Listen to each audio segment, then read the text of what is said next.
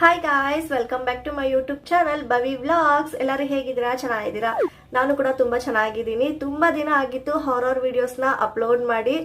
ನೀವು ಕೂಡ ತುಂಬಾ ಜನ ಕಮೆಂಟ್ಸ್ ಅಲ್ಲಿ ಕೇಳ್ತಾ ಇದ್ರಿ ಹಾರರ್ ವಿಡಿಯೋಸ್ ಹಾಕಿ ಅಂತ.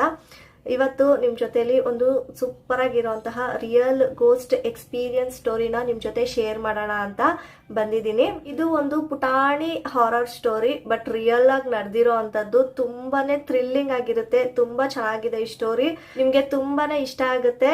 ಸೊ ಈ ಸ್ಟೋರಿ ಬಂದು ಅಮ್ಮ ಜೊತೆ ಆಗಿರುವಂತಹ ರಿಯಲ್ ಗೋಸ್ಟ್ ಎಕ್ಸ್ಪೀರಿಯನ್ಸ್. ಸೊ ನಿಮ್ ಜೊತೆ ಶೇರ್ ಮಾಡ್ತೀನಿ. ಅದಕ್ಕೂ ಮುಂಚೆ ನನ್ನ ಚಾನಲ್ ನ ಬೇಗ ಸಬ್ಸ್ಕ್ರೈಬ್ ಮಾಡ್ಕೊಳ್ಳಿ. ಹಾಗೆ ನನ್ನ ಚಾನಲ್ ಅಲ್ಲಿ ವ್ಲಾಗ್ಸ್ ಕೂಡ ಅಪ್ಲೋಡ್ ಮಾಡ್ತಾ ಇರ್ತೀನಿ. ವ್ಲಾಗ್ಸ್ ಕೂಡ ರೆಗ್ಯುಲರ್ ಆಗಿ ಫಾಲೋ ಮಾಡಿ. ಅಲ್ಲಿ ಕೂಡ ಶಾರ್ಟ್ ಆಗಿರುವಂತಹ ರಿಯಲ್ ಗೋಸ್ಟ್ ಎಕ್ಸ್ಪೀರಿಯನ್ಸ್ ನ ಅಲ್ಲೂ ಶೇರ್ ಮಾಡಿರ್ತೀನಿ. ಇಂಟ್ರೆಸ್ಟ್ ಇರೋರು ಚೆಕ್ ಮಾಡಿ. ಹಾಗೆ ಸ್ವಲ್ಪ ಲಾಂಗ್ ಇರೋಂತ ವಿಡಿಯೋಸ್ ನ ಈ ತರ ಸಪರೇಟ್ ಆಗಿ ಒಂದು ವಿಡಿಯೋ ಮಾಡಿ ಹಾಕ್ತೀನಿ. ತಡ ಮಾಡೋದ್ ಬೇಡ, ಬನ್ನಿ ವಿಡಿಯೋನ ಸ್ಟಾರ್ಟ್ ಮಾಡೋಣ. ಆಗ್ಲೇ ಹೇಳ್ದಾಗೆ ಇದು ಅಮ್ಮ ಜೊತೆ ನಡೆದಿರುವಂತಹ ರಿಯಲ್ ಗೋಸ್ಟ್ ಎಕ್ಸ್ಪೀರಿಯನ್ಸ್. ಇದಾಗಿ ಸುಮಾರು 40-45 ವರ್ಷಗಳ ಹಿಂದೆನೆ ಆಗಿರುವಂತಹ ಘಟನೆ ಇದು. ಅಮ್ಮಗೆ ಅವಾಗ ಸುಮಾರು 10 ವರ್ಷ ವಯಸ್ಸಾಗಿರುತ್ತೆ. 10 ವರ್ಷ ಚಿಕ್ಕ ಹುಡುಗಿ, ಓಕೆನಾ? ಅವಾಗ ಆಗಿರುವಂತಹ ರಿಯಲ್ ಸ್ಟೋರಿ ಇದು. ಈ ಸ್ಟೋರಿ ಬಂದು ನಡೆದಿರೋದು ನಮ್ಮ ಬೆಂಗಳೂರಲ್ಲೇನೆ. ಸೊ ಬೆಂಗಳೂರಲ್ಲಿ KR ಪುರಂ ಹತ್ರ ಒಂದು ಊರಲ್ಲಿ ಆಗಿರುವಂತಹ ಎಕ್ಸ್ಪೀರಿಯನ್ಸ್. ಆ ಊರು ನಮ್ಮಮ್ಮ ಅವ್ರದ್ದು ಸ್ವಂತ ಊರು. ಅವ್ರು ಅಲ್ಲೇ ಹುಟ್ಟಿದ್ದು ಬೆಳೆದಿದ್ದು. ಸೊ ಆ ಊರಲ್ಲೇ ಇವ್ರಿಗೆ ಆಗಿರುವಂತಹ ಎಕ್ಸ್ಪೀರಿಯನ್ಸ್ ಇದು. ಅಲ್ಲಿ ಇವರ ಏರಿಯಾ ಇದೆ ಅಲ್ವಾ, ಅಲ್ಲಿ ಒಂದು ಮೈನ್ ರೋಡ್ ಹೋಗುತ್ತೆ. ಮೈನ್ ರೋಡ್ ಪಕ್ಕದಲ್ಲಿ ಒಂದು ಸಂದಿ ತರ ಇರುತ್ತೆ. ಆ ಸಂದಿ ಒಳಗಡೆ 3 ಮನೆ ಇರುತ್ತೆ. 3 ಮನೆಗಳಲ್ಲಿ ಮಿಡ್ಲಲ್ಲಿ ಇರುವಂತಹ ಮನೆನೇ ಇವ್ರ ಮನೆ ಆಗಿರುತ್ತೆ. ಅವಾಗಿನ ಕಾಲದಲ್ಲೆಲ್ಲ ಹೆಂಚಿನ ಮನೆಗಳೇ ಜಾಸ್ತಿ ಇದ್ದಿದ್ದು. ಇನ್ನ 40-45 ವರ್ಷದ ಹಿಂದೆ ಅಂದ್ರೆ ನಿಮ್ಗೆ ಗೊತ್ತಿರುತ್ತೆ ಅವಾಗ ಆ ಊರು ಹೇಗಿರುತ್ತೆ ಅಂತ. ಹೇಳ್ಬೇಕಂದ್ರೆ ಒಂದು ಹಳ್ಳಿ ತರಾನೇ ಇರುತ್ತೆ. ಎಲ್ಲರೂ ಗದ್ದೆ ಹೊಲ ಎಲ್ಲ ಮಾಡ್ಕೊಂಡು, ಎಲ್ಲರ ಮನೇಲೂ ಹಸುಗಳನ್ನ ಸಾಕೊಂಡು, ಕುರಿಗಳನ್ನ ಮೇಕೆಗಳನ್ನೆಲ್ಲ ಸಾಕಿ ಮೇಯಿಸ್ಕೊಂಡು ಆ ತರ ಇದ್ದಿದ್ದಂತಹ ಊರದು. ಸುತ್ತಮುತ್ತ ಎಲ್ಲ ಆಲ್ಮೋಸ್ಟ್ ಇವರ ರಿಲೇಟಿವ್ಸ್ ಗಳೇ ಇದ್ದಿದ್ದು. ಹೇಳ್ದಾಗೆ ಆ ಸಂದಿ ಒಳಗಡೆ ಇವ್ರ ಮನೆ ಇತ್ತು. ಮಿಡ್ಲಲ್ಲಿ ಇರುವಂತಹ ಮನೆ ಇವ್ರದಾಗಿತ್ತು. ಇನ್ನ ಸಂದಿ ಒಳಗಡೆಯಿಂದ ಹಾಗೆ ಹೋದ್ರೆ ಇವಾಗ ಇದೊಂದು ಏರಿಯಾ, ಪಕ್ಕದಲ್ಲಿ ಒಂದು ಏರಿಯಾ ಇರುತ್ತೆ ಅಂತ ಹೇಳ್ತಾರಲ್ವಾ. ಈ ಏರಿಯಾದಿಂದ ಪಕ್ಕದಲ್ಲಿ ಇರುವಂತಹ ಏರಿಯಾಗೆ ಮೈನ್ ರೋಡ್ ಅಲ್ಲಿ ಹೋದ್ರೆ ತುಂಬಾನೇ ಲಾಂಗ್ ಆಗುತ್ತೆ ಅಂತ ಈ ಸಂದಿ ಒಳಗಡೆಯಿಂದಾನೇ ಒಂದು ದಾರಿ ಮಾಡ್ಕೊಂಡ್ಬಿಟ್ಟಿದ್ರು. ಸೊ ಅದು ತುಂಬಾನೇ ಶಾರ್ಟ್ ಕಟ್, ಪಕ್ಕದ ಏರಿಯಾಗೆ ತುಂಬಾ ಬೇಗ ಹೋಗ್ಬಿಡ್ಬೋದು, ಆ ತರ ಒಂದು ಜಾಗ ಮಾಡ್ಕೊಂಡ್ಬಿಟ್ಟಿದ್ರು. ಇನ್ನ ನೆಕ್ಸ್ಟ್ ಏರಿಯಾ ಅಂತ ಹೇಳಿದ್ನಲ್ಲ, ಅಲ್ಲಿ ಸಂದಿ ಒಳಗಡೆಯಿಂದ ಹೋದ್ರೆ ಅಲ್ಲಿ ಒಂದು ಹಾಸ್ಟೆಲ್ ಹತ್ರ ಒಂದು ಬಾವಿ ಇತ್ತು. ಆ ಬಾವಿನಲ್ಲಿ ಒಂದು ಹೆಂಗಸು ಸೂಸೈಡ್ ಮಾಡ್ಕೊಂಡು ಸತ್ತೋಗ್ಬಿಟ್ಟಿದ್ದಾರೆ. ಅವರು ಸತ್ತೋದ್ಮೇಲೆ ಮಧ್ಯರಾತ್ರಿಯಲ್ಲೆಲ್ಲ ಆ ಬಾವಿಯಿಂದ ಯಾರೋ ಅಳೋ ಸೌಂಡು, ಮತ್ತೆ ನರಳಾಡೋ ಅಂತದ್ದು, ಮತ್ತೆ ಗೆಜ್ಜೆ ಸೌಂಡು, ಈ ತರ ಎಲ್ಲ ಸೌಂಡ್ಗಳು ಅಲ್ಲಿ ಸುತ್ತಮುತ್ತ ಇರೋಂಥ ಮನೆಗಳಲ್ಲಿ ಕೇಳಿಸ್ತಾ ಇರ್ತಿತ್ತು. ಸೊ ಇವ್ರಿಗೆಲ್ಲ ಡೌಟ್ ಬಂದಿದೆ, ಮೋಸ್ಟ್ಲಿ ಬಾವಿನಲ್ಲಿ ಬಿದ್ದು ಸತ್ತೋಗಿದ್ದಾಳಲ್ಲ ಅವಳೇ ಇರಬೇಕು, ದೆವ್ವ ಆಗ್ಬಿಟ್ಟಿದ್ದಾಳೆ, ಈ ತರ ಎಲ್ಲ ಸೌಂಡ್ ಎಲ್ಲ ಮಾಡ್ತಾ ಇರೋದು ಇವರೇ ಇರಬೇಕು ಅಂತ ಅಲ್ಲಿರೋರೆಲ್ಲ ಅನ್ಕೊಂಡಿದ್ದಾರೆ. ಅದೆಲ್ಲ ಇವ್ರಿಗೂ ಗೊತ್ತು. ಇನ್ನೊಂದು, ಆ ಬಾವಿಯಿಂದ ಸಂದಿ ಒಳಗಡೆಗೆ ಸುಮಾರು ಮಧ್ಯರಾತ್ರಿಯಲ್ಲಿ ಒಂದು 11:30-12 ಗಂಟೆ ಈ ಟೈಮಲ್ಲಿ ಆ ಬಾವಿ ಕಡೆಯಿಂದ ಆ ಹೆಂಗಸು ಮಧ್ಯರಾತ್ರಿಲಿ ನಡ್ಕೊಂಡು ಸಂದಿ ಕಡೆನೆ ಹೋಗಿ ಆಚೆ ಮೈನ್ ರೋಡ್ ಕಡೆಗೆ ಹೋಗ್ತಾ ಇದ್ದಿದ್ದು. ಮತ್ತೆ ಆ ಮೈನ್ ರೋಡ್ ಇಂದ ವಾಪಸ್ಸು ಸುಮಾರು 1:30-2 ಗಂಟೆ ಅಷ್ಟರಲ್ಲಿ ಮತ್ತೆ ಸಂದಿ ಒಳಗಡೆಯಿಂದನೇ ಹೋಗಿ ಆ ಬಾವಿ ಕಡೆಗೆ ಹೋಗ್ತಾ ಇದ್ದಿದ್ದು.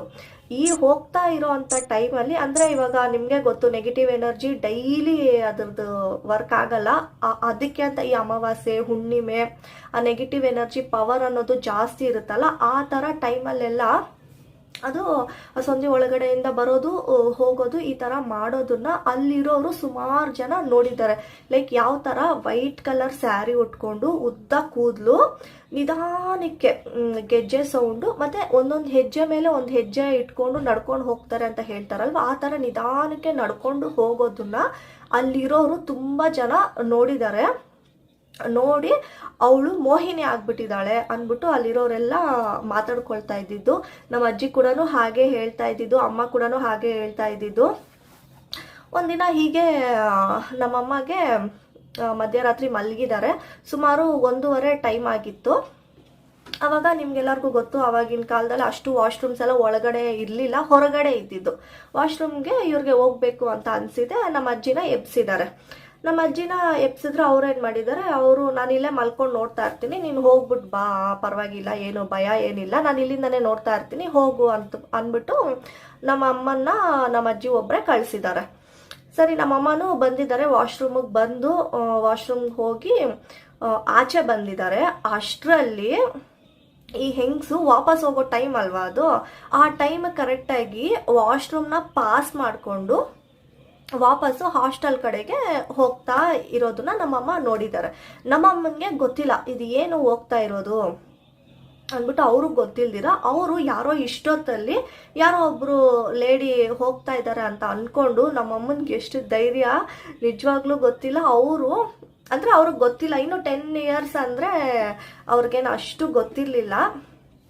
ಅವ್ರೇನು ಮಾಡಿದ್ದಾರೆ, ಮೋ ಯಾರಮ್ಮ ನೀನು ಅಂದ್ಬಿಟ್ಟು 2 ಸಲ ಕೇಳಿದ್ದಾರೆ. ಆ ಕಡೆಯಿಂದ ಏನೂ ರೆಸ್ಪಾನ್ಸ್ ಬಂದಿಲ್ಲ.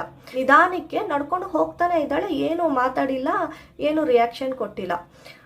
ನಮ್ಮಮ್ಮ ಏನು ಮಾಡಿದ್ದಾರೆ, ಒಳಗಡೆ ಬಂದು ನಮ್ಮ ಅಜ್ಜಿ ಹತ್ರ ಹೇಳಿದ್ದಾರೆ, ಈ ಥರ ಒಂದು ಹೆಂಗಸು ಈ ಥರ ಬಿಳಿ ಸೀರೆ ಉಟ್ಕೊಂಡು ಉದ್ದ ಕೂದಲು ಹಿಂಗೆ ಬಿಟ್ಕೊಂಡು ಹೋಗ್ತಾ ಇರೋದು, ಇಷ್ಟೊತ್ತಲ್ಲಿ ಯಾರು ಈ ಅಮ್ಮ ಹಿಂಗೆ ಹೋಗ್ತಾ ಇದ್ದಾರೆ ಅಂದ್ಬಿಟ್ಟು ಯಾರಮ್ಮ ಅಂತ ಕೇಳಿದ್ರೆ ಏನು ಮಾತಾಡಿಲ್ಲ ಅಂತ ನಮ್ಮ ಅಜ್ಜಿಗೆ ಕನ್ಫರ್ಮ್ ಆಗ್ಬಿಟ್ಟಿದೆ.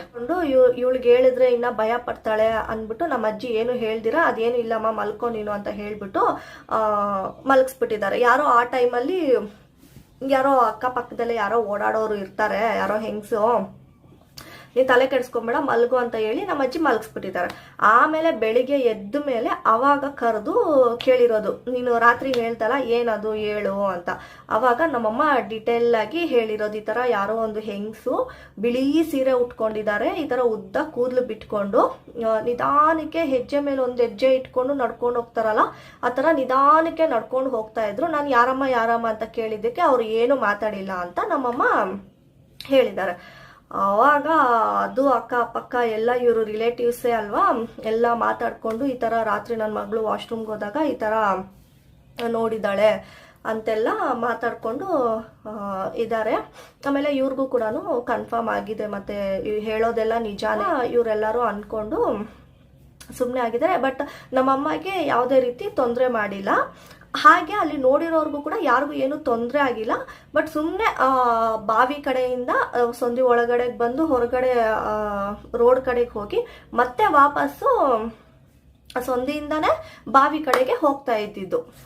ಸರಿನಾ? ಈ ಥರ ನಮ್ಮಮ್ಮನಿಗೆ ಆಗಿರೋಂಥ ಎಕ್ಸ್ಪೀರಿಯನ್ಸ್.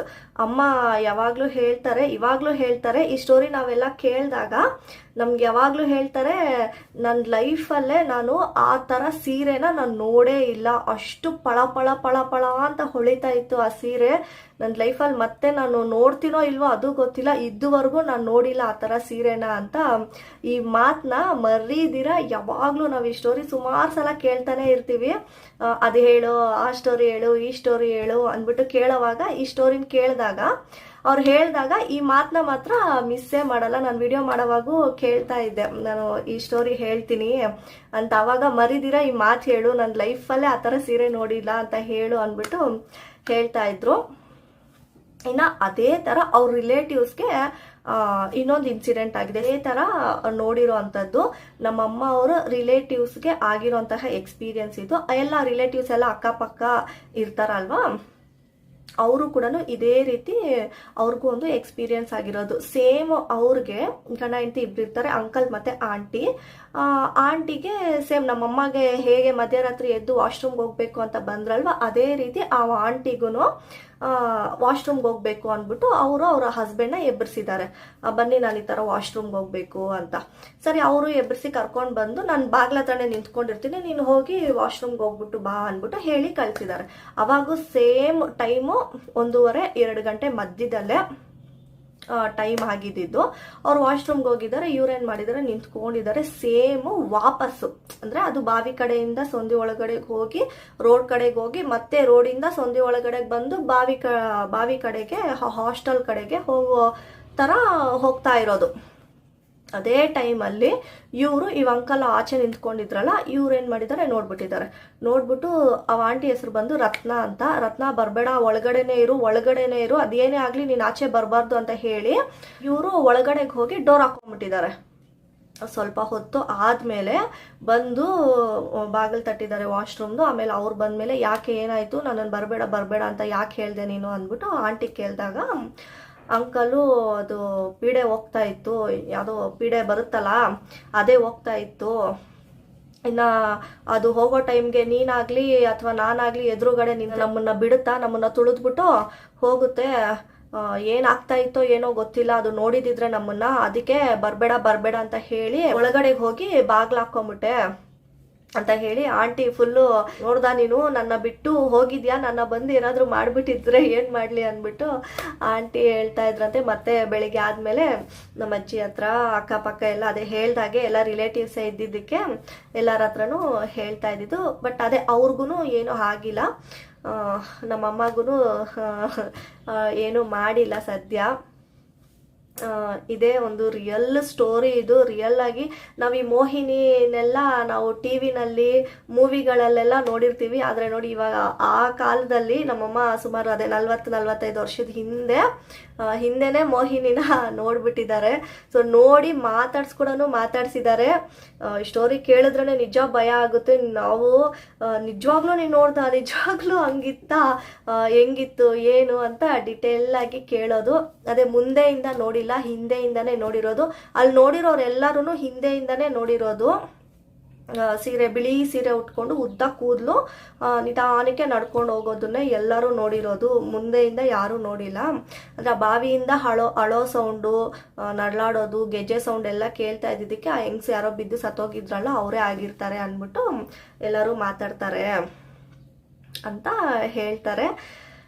ಇದು ಒಂದು ರಿಯಲ್ ಗೋಸ್ಟ್ ಎಕ್ಸ್ಪೀರಿಯನ್ಸ್ ನಮ್ಮ ಅಮ್ಮನ ಜೊತೆ ಆಗಿರೋದು. ಇದೊಂದು ಪುಟಾಣಿ ಸ್ಟೋರಿ ನಿಮ್ಗೆ ಇಷ್ಟ ಆಗಿದೆ ಅಂತ ಅನ್ಕೊತೀನಿ. ಹಾಗೆ ಅದೇ ಸಂದಿನಲ್ಲಿ ನಮ್ಮ ಮಾವಗೆ, ಅಂದರೆ ನಮ್ಮ ಅಮ್ಮ ಇದ್ದಾರಲ್ಲ ಅವರ ಅಣ್ಣಗೆ ಒಂದು ಎಕ್ಸ್ಪೀರಿಯನ್ಸ್ ಆಗಿದೆ. ಅದನ್ನು ನಾನು ನೆಕ್ಸ್ಟ್ ಒಂದು ವ್ಲಾಗ್ ಅಪ್ಲೋಡ್ ಮಾಡ್ತೀನಿ, ಅದರಲ್ಲಿ ಶೇರ್ ಮಾಡ್ತೀನಿ. ಓಕೆನಾ? ಅದೇ ಹೇಳ್ದಾಗೆ ಚಿಕ್ಕ ಸ್ಟೋರೀಸ್ ಎಲ್ಲ ವ್ಲಾಗ್ಸಲ್ಲೇ ಅಪ್ಲೋಡ್ ಮಾಡ್ತೀನಿ. ವ್ಲಾಗ್ಸ್ ಕೂಡ ಫಾಲೋ ಮಾಡಿ. ಈ ವಿಡಿಯೋ ನಿಮಗೆ ಇಷ್ಟ ಆಗಿದೆ ಅಂತ ಅನ್ಕೊತೀನಿ. ಇಷ್ಟ ಆಗಿದ್ರೆ ಲೈಕ್ ಮಾಡಿ, ಮರಿದಿರ ನನ್ನ ಚಾನಲ್ನ ಸಬ್ಸ್ಕ್ರೈಬ್ ಮಾಡ್ಕೊಳ್ಳಿ. ಮತ್ತೆ ನೆಕ್ಸ್ಟ್ ಒಂದು ಹೊಸ ವಿಡಿಯೋ ಜೊತೆ ಸಿಗ್ತೀನಿ. ಅಲ್ಲಿವರೆಗೂ ಟಾಟಾ, ಬಾಯ್ ಬಾಯ್.